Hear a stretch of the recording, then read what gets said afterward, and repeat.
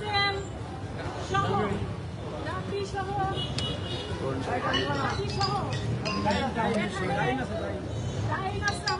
আমাদের বিশেষ করে আপনারা জানেন যে সমস্ত নেতৃবৃন্দ এখানে আসছেন, প্রত্যেকটি অত্যন্ত গুরুত্বপূর্ণ নেতৃবৃন্দ এখানে আমরা সকলকে আমি আমার ব্যক্তিগত পক্ষ থেকে ধন্যবাদ দিচ্ছি। এই কার্যক্রম অব্যাহত থাকবে, এই কার্যক্রমের মধ্যে দিয়ে আমরা ইনশাল্লাহ পৌঁছে যেতে চাই আগামী ফেব্রুয়ারিতে একটি অবাধ সুষ্ঠু নির্বাচন হবে। সেই নির্বাচনের কাছাকাছি অথবা নির্বাচনের মধ্যে দিয়ে আমরা আমাদের একটি দফা আছে, এই একটি দফা বাস্তবায়ন করতে চাই। ইতিমধ্যে আপনারা জানেন আগামী ফেব্রুয়ারিতে যে নির্বাচন, সেই নির্বাচনকে বানচাল করবার জন্য ষড়যন্ত্র চলছে, চক্রান্ত চলছে, কিন্তু বাংলাদেশের মানুষ অধীর আগ্রহ অপেক্ষমান, তারা ভোট দেওয়ার জন্য সকলে প্রস্তুত আছে। আমরা বিশ্বাস করি আগামী ফেব্রুয়ারিতে একটি অবাধ সুষ্ঠু নির্বাচন।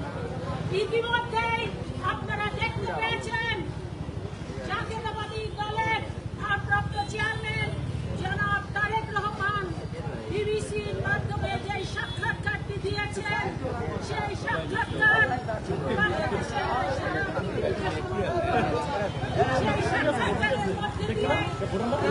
ভয় নাই, রাজপথ ছাড়ি নাই, রাজপথ ছাড়ি নাই, ভয় নাই, বীরের বেশে আসবে, ফিরে বাংলাদেশে আসবে, ফিরে বাংলাদেশে বীরের বেশে।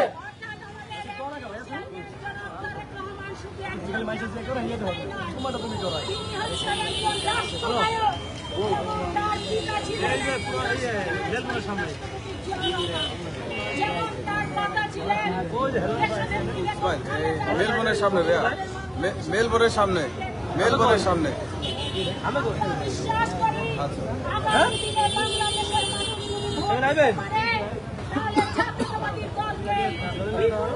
জয়যুক্ত করবে এবং আমরা বিশ্বাস করি তার মধ্যে দিয়ে এই বাংলাদেশ থেকে সকল চাঁদাবাজ, সকল দুর্নীতিবাজ, সকল লুটেরা, সকল দখলদার সম্পূর্ণভাবে নির্মূল হবে এবং বাংলাদেশের বাংলাদেশের